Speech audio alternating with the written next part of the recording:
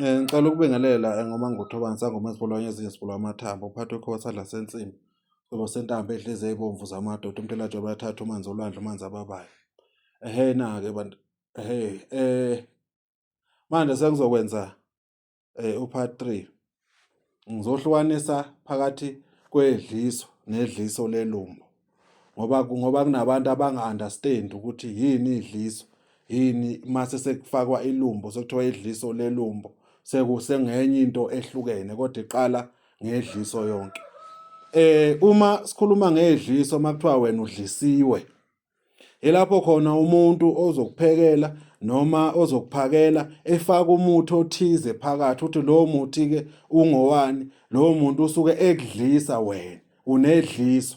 Ungayiphuza imbiza yedliso, nembiza ihlukene khona imbiza yedliso, bese kuba khona iy'mbiza zedliso lelumbo, yabo. Izinto lezo ezehlukene zombili azifani, yabo. Umehluko-ko between idliso lelumbo nedliso leli lokudliswa uma usuke udlisiwe.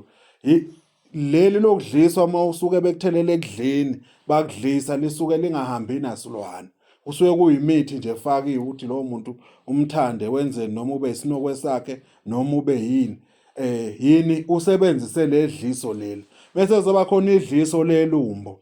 Ledliso lelumbi idliso elihamba nani nezilwane, okuthola ukuthi wena useGoli noma useThekwini uphupha uyadla kodwa uphakelwa umuntu okuphi ole emakhaya noma uyayiveza noma akayivezi lento uyayithumela since emakhaya la usuka khona izifike kuwe kuphi le eGoli noma le eThekwini. Yini idliso lelo lani lelumbo ngoba lihamba nani lihamba nezilwane, kusho ukuthi lento isuke kuyinto ewumoya, yabo.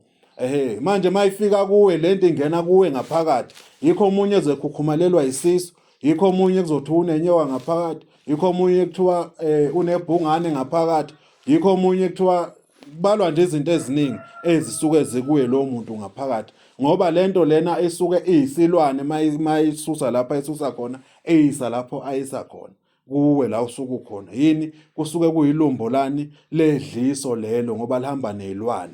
Lelumbo leli lokuthi hayi wena udlisiwe nje, udliswe intombi yakho noma wena udlisa intombi yakho, idliso lelo wena ongaliphalaza.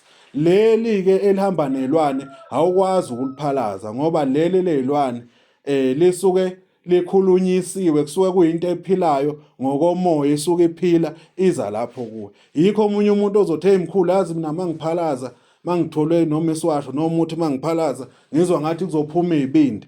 Yini yilelo dlisa alifuni ukuphuma, yabo. Yikho ngithi amanye amadlisa ayatshela ukuthi wena mawuphuma mshiye efile lowo muntu, yabo.